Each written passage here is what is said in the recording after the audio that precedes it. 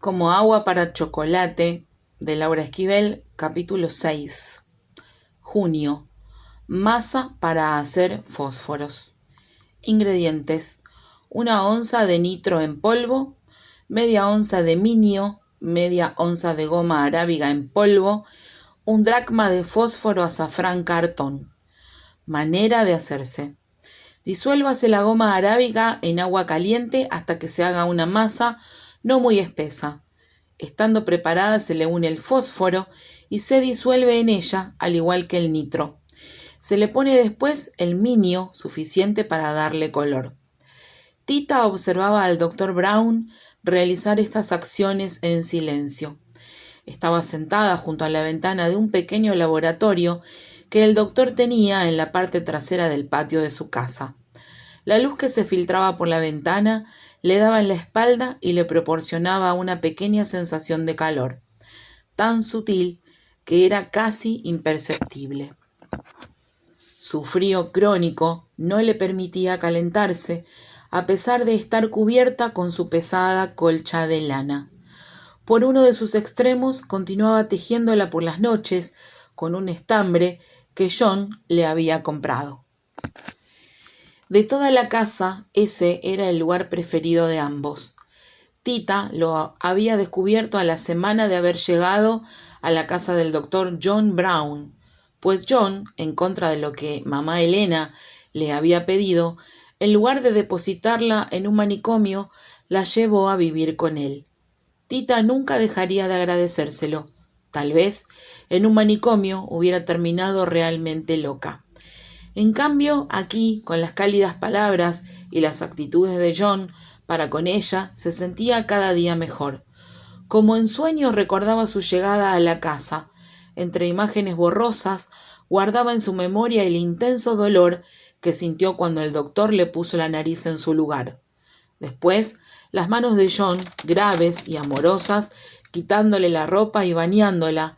Luego, con cuidado, le había desprendido de todo el cuerpo la suciedad de las palomas, dejándola limpia y perfumada. Por último, le había cepillado el cabello tiernamente y acostado en una cama con sábanas almidonadas. Esas manos la habían rescatado del horror y nunca lo olvidaría. Algún día, cuando tuviera ganas de hablar, le gustaría hacérselo saber a John. Por ahora prefería el silencio. Tenía muchas cosas para ordenar en su mente y no encontraba palabras para expresar lo que se estaba cocinando en su interior desde que dejó el rancho. Se sentía muy desconcertada. Los primeros días, inclusive, no quería salir del cuarto. Ahí le llevaba sus alimentos Katy, una señora norteamericana de 70 años que, aparte de encargarse de la cocina, tenía la misión de cuidar de Alex, el pequeño hijo del doctor. La madre de éste se había muerto cuando él nació. Tita escuchaba a Alex reír y corretear por el patio sin ánimos de conocerlo.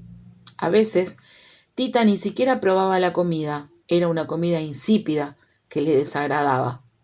En lugar de comer, prefería ponerse horas enteras viéndose las manos. Como un bebé, las analizaba y las reconocía como propias. Las podía mover a su antojo, pero aún no sabía qué hacer con ellas, aparte de tejer. Nunca había tenido tiempo de detenerse a pensar en estas cosas. Al lado de su madre, lo que sus manos tenían que hacer estaba fríamente determinado. No había dudas. Tenía que levantarse, vestirse, prender el fuego en la estufa, preparar el desayuno, alimentar a los animales, lavar los trastes, hacer las camas, preparar la comida, lavar los trastes, planchar la ropa, preparar la cena, lavar los trastes, día tras día, año tras año, sin detenerse un momento, sin pensar si eso era lo que le correspondía. Al ver las horas libres de las órdenes de su madre, no sabía qué pedirles que hicieran. Nunca lo había decidido por sí misma. Podían hacer cualquier cosa o convertirse en cualquier cosa. Si pudieran transformarse en aves y elevarse volando, le gustaría que la llevaran lejos, lo más lejos posible. Acercándose a la ventana que daba al patio, elevó sus manos al cielo. Quería huir de sí misma. No quería pensar en tomar una determinación. No quería volver a hablar. No quería que sus palabras gritaran su dolor. Deseó con toda el alma que sus manos se elevaran. Permaneció un buen rato así, viendo el fondo azul del cielo a través de sus inmóviles manos.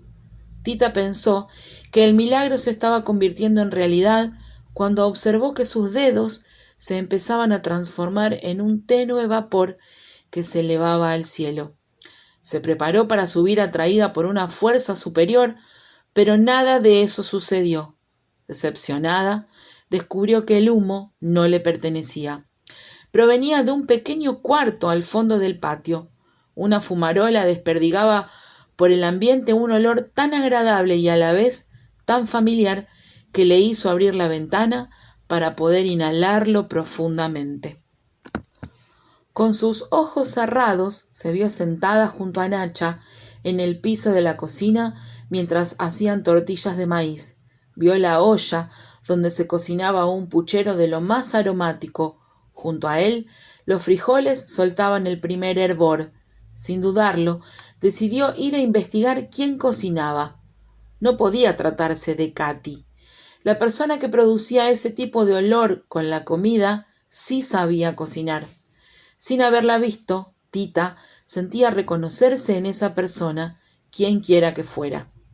Cruzó el patio con determinación, abrió la puerta y se encontró con una agradable mujer como de 80 años de edad. Era muy parecida a Nacha. Una larga trenza cruzada le cubría la cabeza. Estaba limpiándose el sudor de la frente con el delantal. Su rostro tenía claros rasgos indígenas. Hervía té en un cazo de barro. Levantó la vista y le sonrió amablemente, invitándola a sentarse junto a ella. Tita así lo hizo. Inmediatamente le ofreció una taza de ese delicioso té. Tita lo tomó despacito, disfrutando al máximo el sabor de esas hierbas desconocidas y conocidas al mismo tiempo. Qué sensación más agradable le producían el calor y el sabor de esta infusión. Permaneció un buen rato al lado de esta señora. Ella tampoco hablaba, pero no era necesario. Desde un principio se estableció entre ellas una comunicación que iba más allá de las palabras. Desde entonces, diariamente la había visitado, pero poco a poco, en lugar de ella, fue apareciendo el doctor Brown. La primera vez que sucedió le causó extrañeza. No esperaba encontrarlo ahí, ni tampoco los cambios que había hecho en la decoración del lugar. Ahora había muchos aparatos científicos, tubos de ensayo, lámparas, termómetros, etc. La pequeña estufa había perdido el lugar preponderante para ocupar un pequeño sitio en un rincón de la habitación. Sentía que no era justa esta relegación, pero como no deseaba que sus labios emitieran sonido alguno, se guardó para más tarde su opinión al respecto junto con la pregunta sobre el paradero y la identidad de esta mujer. Además, tenía que reconocer que también disfrutaba enormemente de la compañía de John. La única diferencia era que él sí hablaba y en lugar de cocinar se dedicaba a poner a prueba sus teorías de una manera científica. Esta afición por experimentar le había heredado de su abuela, una india Kickapoo, a la que su abuelo había raptado y llevado a vivir con él lejos de su tribu.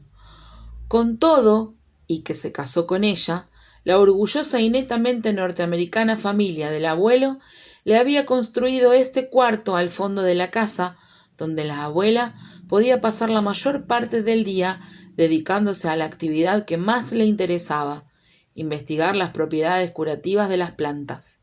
Al mismo tiempo, este cuarto le servía de refugio en contra de las agresiones de su familia. Una de las primeras que recibió fue que le pusieran el mote de la Kickapoo, en lugar de llamarla por su verdadero nombre, creyendo que con esto la iban a molestar enormemente. Para los Brown, la palabra Kickapoo encerraba lo más desagradable de este mundo, pero no así para Luz del Amanecer. Para ella significaba todo lo contrario, y era un motivo enorme de orgullo.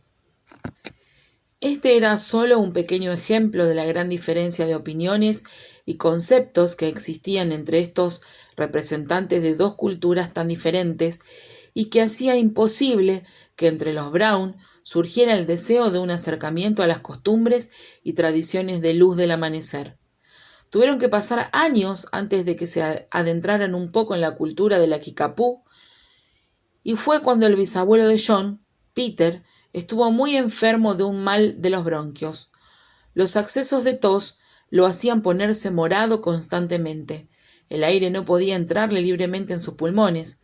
Su esposa, Mary, conocedora de nociones sobre medicina, pues era hija de un médico, sabía que en estos casos el organismo del enfermo producía mayor cantidad de glóbulos rojos, y para contrarrestar esta insuficiencia era recomendable aplicar una sangría para prevenir que un exceso de estos glóbulos produjera un infarto o un trombo, ya que cualquiera de ellos podía ocasionar la muerte del enfermo.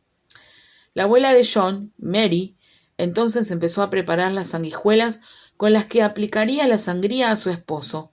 Mientras lo hacía, se sentía de lo más orgullosa de estar al tanto de los mejores conocimientos científicos que le permitían cuidar la salud de su familia de una manera moderna y adecuada, no con las hierbas, como lo hacía la Kickapoo. Las sanguijuelas se ponen dentro de un vaso con medio dedo de agua, por espacio de 1 hora. La parte del cuerpo donde se van a aplicar se lava con agua tibia azucarada. Entre tanto, se colocan las sanguijuelas en un lienzo limpio y se cubren con él. Después se colocan sobre la parte en que se han de agarrar, sujetándolas bien con el paño y procurando comprimirlas para que no vayan a picar por otro lado. Si después de desprenderlas conviniera la evacuación de sangre, ésta se favorece por medio de fricciones de agua caliente.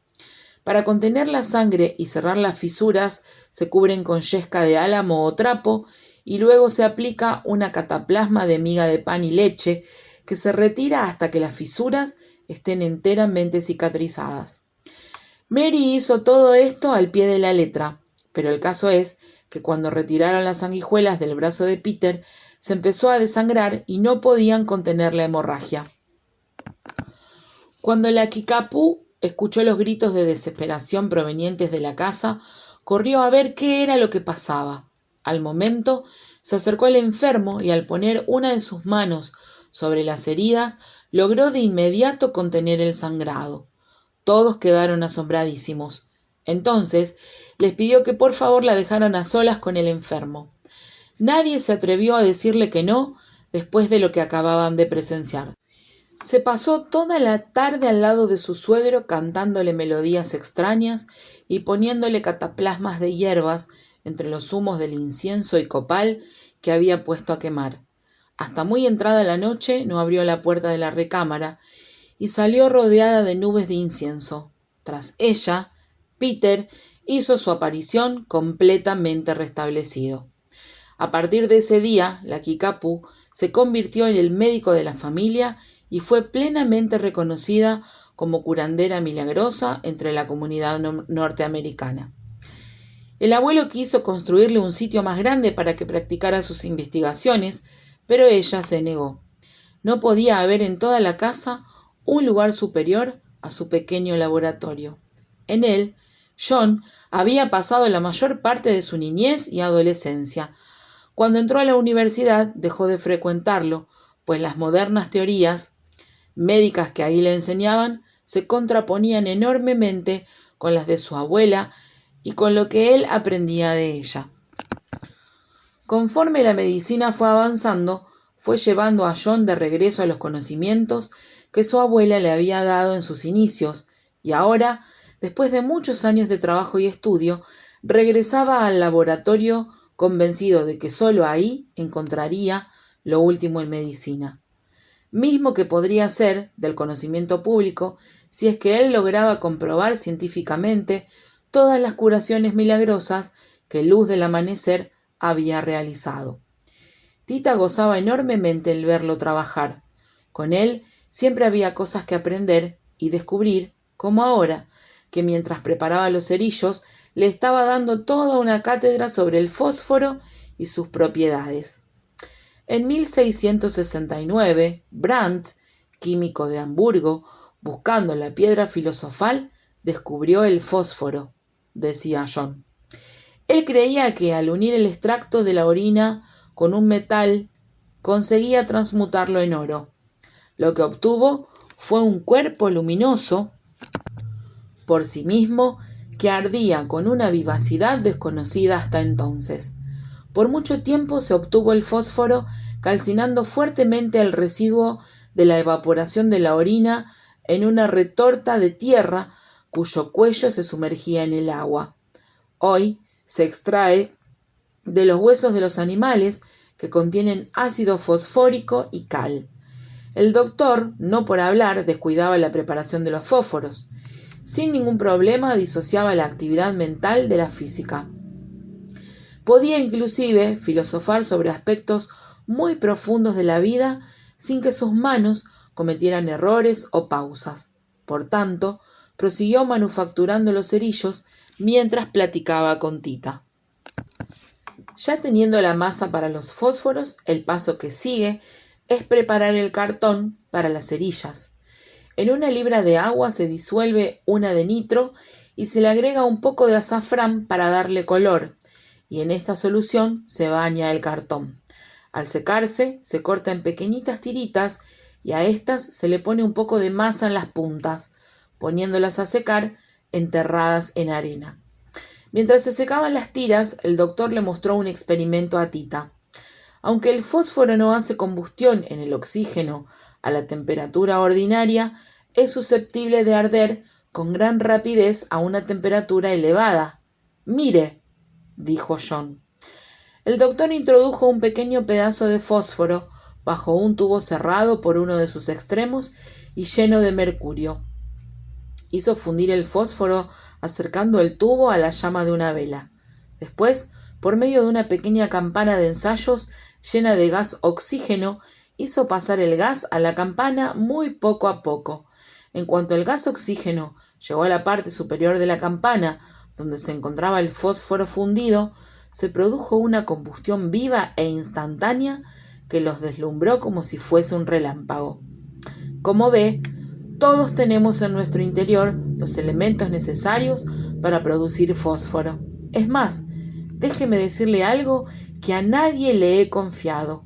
Mi abuela tenía una teoría muy interesante, decía John. Ella decía que si bien todos nacemos con una caja de cerillos en nuestro interior, no lo podemos encender solos. Necesitamos, como en el experimento, oxígeno y la ayuda de una vela. Solo que en este caso el oxígeno tiene que provenir, por ejemplo, del aliento de la persona amada. La vela puede ser cualquier tipo de alimento. Música, caricias, palabras o sonidos que hagan disparar el detonador y así encender uno de los cerillos. Por un momento nos sentiremos deslumbrados por una intensa emoción. Se producirá en nuestro interior un agradable calor que irá desapareciendo poco a poco conforme pase el tiempo, hasta que venga una nueva explosión a reavivarlo. Cada persona tiene que descubrir cuáles son sus detonadores para poder vivir, pues la combustión que se produce al encenderse uno de ellos es lo que nutre de energía el alma. En otras palabras, esta combustión es su alimento. Si uno no descubre a tiempo cuáles son sus propios detonadores, la caja de cerillos se humedece y ya nunca podremos encender un solo fósforo.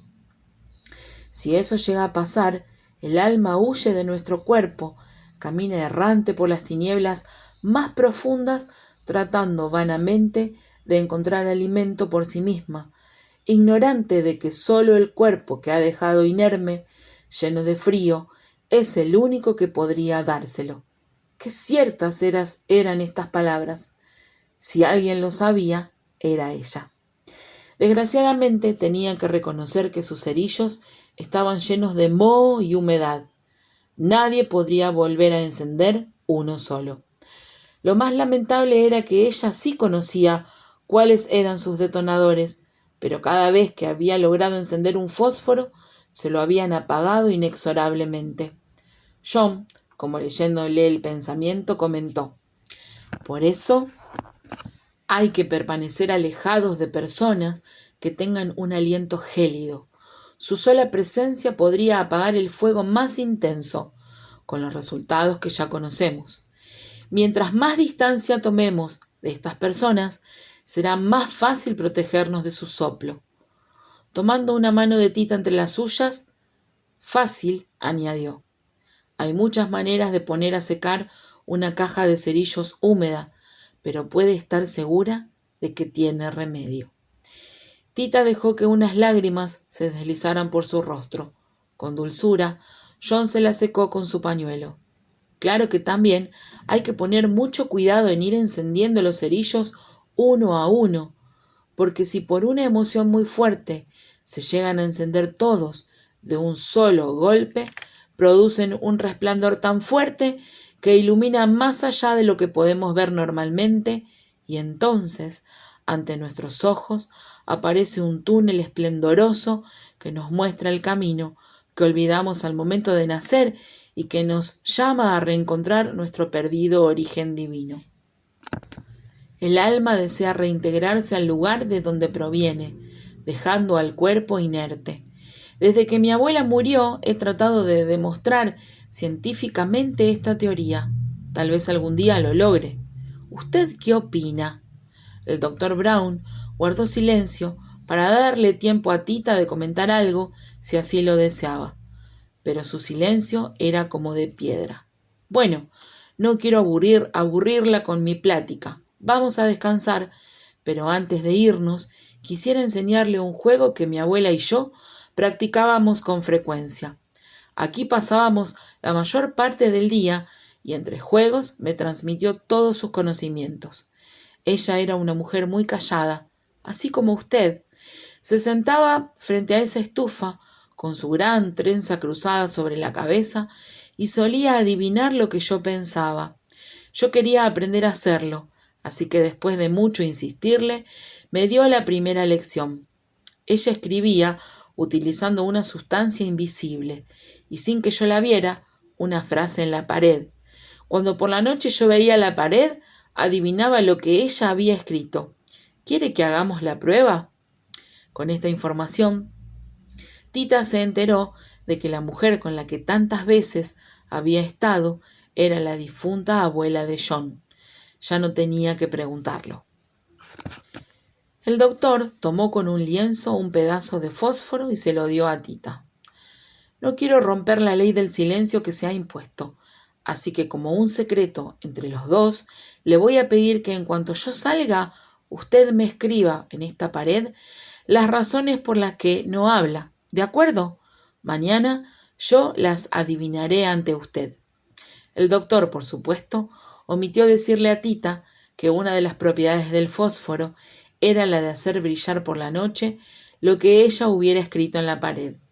Obviamente, él no necesitaba de este subterfugio para conocer lo que ella pensaba, pero confiaba en que este sería un buen comienzo para que Tita entablara nuevamente una comunicación consciente con el mundo, aunque ésta fuera por escrito. John percibía que ya estaba lista para ello. En cuanto el doctor salió, Tita tomó el fósforo y se acercó al muro. En la noche, cuando John Brown entró al laboratorio, sonrió complacido al ver escrito en la pared con letras firmes y fosforescentes: «Porque no quiero». Tita, con estas 3 palabras, había dado el primer paso hacia la libertad. Mientras tanto, Tita, con los ojos fijos en el techo, no podía dejar de pensar en las palabras de John. ¿Sería posible hacer vibrar su alma nuevamente? Deseó con todo su ser que así fuera. Tenía que encontrar a alguien que lograra encenderle este anhelo. ¿Y si esa persona fuera John? Recordaba la placentera sensación que le recorrió el cuerpo cuando él la tomó de la mano en el laboratorio. No lo sabía. De lo único que estaba convencida es de que no quería volver al rancho. No quería vivir cerca de mamá Elena nunca más.